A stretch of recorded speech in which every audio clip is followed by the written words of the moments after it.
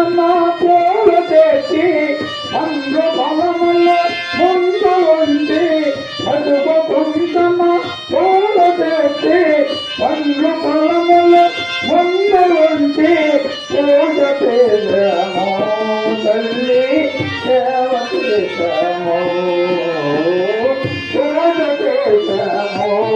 తల్లి సేవ చేసాము చల్లగరావమ్మ